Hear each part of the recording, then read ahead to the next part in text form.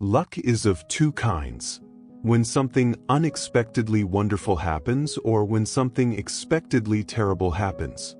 Today we will look at the second case, back from the dead. This story began with an idyllic picture. An older brother and his 3-year-old little sister were playing on the bank of a stream.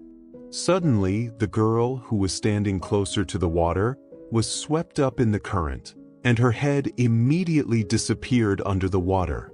The boy ran home in terror, and at his cries his mother ran out and rushed to the creek. For 10 minutes she tried to find her daughter in the icy water, but her attempts were in vain. Then she called the lifeguards. They arrived instantly, but their search was also fruitless until a dam was placed upstream. The stream shallowed, and soon the baby's hand appeared behind a large rock. Michelle stayed underwater for over an hour. Normally in such circumstances doctors would throw up their hands and declare death. However, Michelle was clearly born under a lucky star. The fact that Dr. Bolt from a nearby hospital just put experiments with a new machine that heated the blood of patients, passing it through himself. Bolt had dreamed of trying it out on a child, but the opportunity didn't present itself until the situation with little Michelle. The worst part was that even after bringing the girl back to life, the doctor could not guarantee that she would not remain disabled. Her brain had been without oxygen for too long. Before her, the record was 40 minutes, and this was already the limit of human capabilities. However, the parents and the doctor decided to take the risk. For the first half hour, nothing happened. Then, when Michelle's body temperature rose to 25 degrees, she took a breath. It was a miracle. That's exactly what the Journal of the American Medical Association said 2 months later when Michelle was discharged from the hospital, completely normal, agile, and cheerful. What Dr. Bolt had accomplished could reasonably be called a resurrection from the dead. Life after the death penalty. During the Mexican Revolution, student Venceslo Mogul fought on the side of the rebels. In March 1915, the young man was arrested and then sentenced to death without trial. The soldiers put the revolutionary against the wall, shot him 9 times and left confident that he was dead.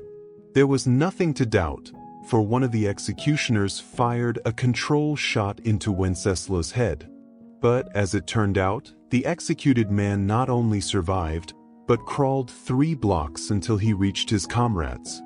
There he was given aid.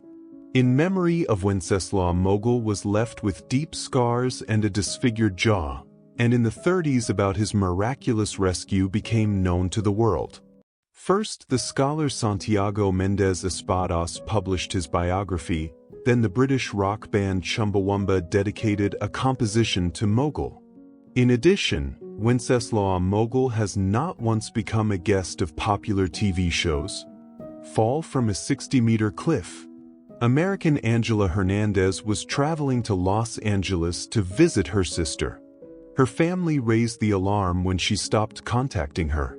As it turned out, the girl was trying to avoid a rabbit that jumped out on the road, but failed to control the car.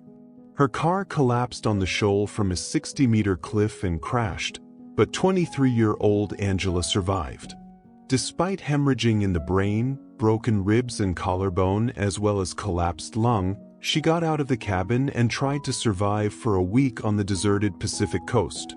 All this time Angela saw cars passing overhead, but the drivers did not notice her. A couple of surfers found the American. They saw the wreckage of her SUV and called rescuers. Survived. Head separation. Sure, these things happen to some people. Say, if you're the hero of a horror movie, but when you get such a diagnosis in an ordinary American hospital in the 21st century, it's no laughing matter. That was probably Shannon's train of thought when she was taken to the Denver Spine Treatment Center. The most amazing thing was that thoughts kept coming into her unfortunate head, even though the doctors assured her that her head had internally separated from the rest of her body. It had happened in the course of a terrible automobile accident. Still, airbags, though ridiculous, are not entirely useless inventions of mankind, especially when it comes to decapitation.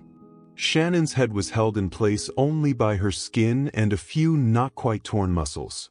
When the doctors tried to put my skull in place, it kept slipping out of their hands, Shannon later shared with reporters. Probably 5 times they caught it. It sounds, of course, more than wild, but many brain injuries are operated on when the patient is conscious, so it is easier to control the process. Fortunately for Shannon, the operation was successful, the head was put back in place, and its owner regained almost all of her former abilities. Only her eyes remained slanted. Amputation of a hand with a pocket knife. In May 2003, American mountaineer Aaron Ralston went for a walk in the canyons of Utah, but did not warn anyone he knew about it. As a result of the collapse of rock, 27-year-old man was trapped in one of the crevasses. His hand was crushed by a multi-kilogram boulder. For 6 days Ralston tried to get out of the natural trap. And when all food and water supplies ran out, he broke the bone of his right arm and cut off the numb soft tissues with a blunt pocket knife. The mountaineer was rescued by travelers.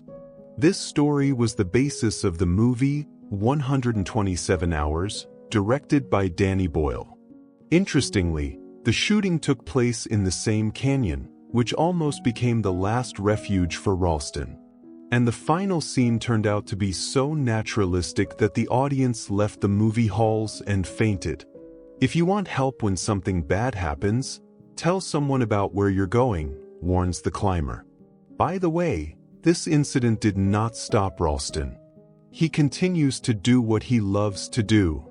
Despite such terrible trials prepared by fate, they survived against all odds and got a chance to live.